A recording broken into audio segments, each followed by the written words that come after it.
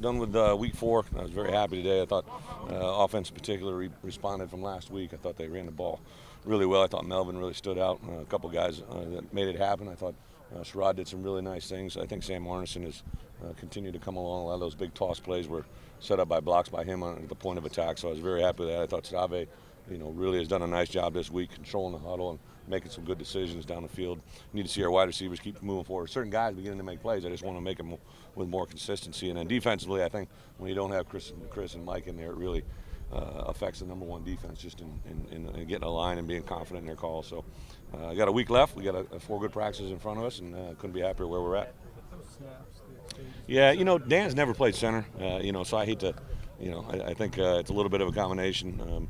They were mainly having with Dan and Joey, so I think Joey's got to sit in there a little bit longer, and it looked like a mixed bag, whether it was the snap itself or the exchange. So definitely something we'll get forward. Has Stave moved ahead at all, getting the #1 reps? I don't know if he classified as moving ahead, but we just thought he gave a little bit more continuity to the ones, and also want to stress to Joey to keep moving forward, and he's got to be consistent in his play and his throws, his reads, his reaction. He's got a nice arm, it's just he's got to be more consistent. Is anything going on with James White? James didn't practice? Oh yeah, James on I think it was Monday, last play of Monday's practice. He went knee to knee with a defensive player, just got a contusion. So I hopefully get him back this week, but if not, he should be back shortly after that. Are you at all surprised that Stave will have that command of the huddle, given the fact that he's been here a short amount of time? Not really. I mean, really the only advantage Joey had was the fall, because Joel came in the winter, and I think just Stave has impressed me from day one. Just his composure, his presence. He's got that little bit of it to him, and does a nice job of just taking the big picture. What do you think of a guy like Zuliger? Love Zoo. He was a kid in high school. We had to recruit pretty heavily just to get him to walk on here. I thought he could be a good player, and you see today, obviously with a couple of the running backs banged up, and he took advantage of his opportunity. He's been a good special teams player the last 2 years for us. Do you see Jeff Duckworth maybe taking a step forward, and he's obviously going to be I hope so. Duck obviously made some good plays for us a year ago and kind of came into his own.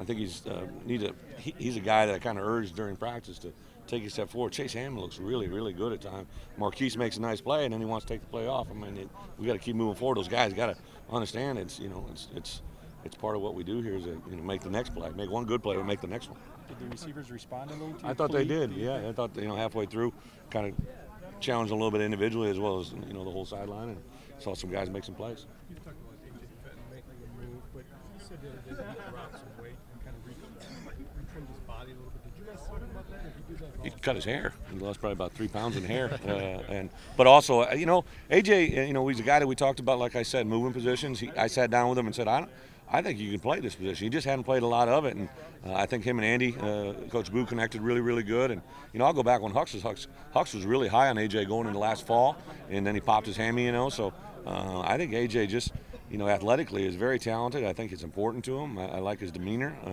and I really see him being able to move forward. Do you know what happened to Hugs? A sublexus shoulder. I think it scared him a little bit, and I don't know if we'll get him back out here. It's just nothing structurally, just looked like a sublex. Is Hillary out? Yeah, he strained his hamstring as well. He warmed up inside, just couldn't go. How about Kahoot? Kahoot? I think Kahoot went today, did he not? He walked off. Oh, did he? He got cleared, and he's just having bad migraines. They were being cautious early on, just about it being possible concussion. They were trying to sort through it, and we always err on the side of precaution there. Louis, again, Jeff went inside. I think he went maybe 1 or 2 plays out here, and just wasn't ready to go. I couldn't be happier with Melvin today. I think he took a big step forward today. Well, that drive on the starting at Backed the up. 2. Yeah, I thought, I know Matt wanted to run the ball and establish a mentality there, and obviously the O-line did a nice job. I thought we did a lot better job at point of attack, and then on the flip side of it, Melvin really can make, and then obviously Zoo made a nice play too. I thought that was good for our defense. We're kind of putting them at a disadvantage. We don't allow cut tackles with some of those bigger plays. I think if the guys were just flying in and cutting them at the heels, they'd be down, but we just don't want to do that against our guys. Are you guys gradually getting a look at Matthias? Is his back allowing him to do? Yeah, they didn't clear him until after spring break, and I know, I told Mike, I said, you're going to like him. He moves pretty good, and I think he wants to get out there and the same age as Freddie and Ryan. I know he wants to get out there and prove it. He did a nice job today on that screenplay. And Zach, the thing I'm overly cautious as a head coach, ever since when I went through that thing with Kirk Kramer, you know, the guy that had back surgery and came back and, you know, then lost him forever. And just as a head coach, you know, you only got one back. I mean, a knee surgery is one thing, an elbow, you know, a toe, whatever, but your back is functional for the rest of your life. So we always just really are precautious about getting him back in there. But he hasn't had any signs. He's been very positive.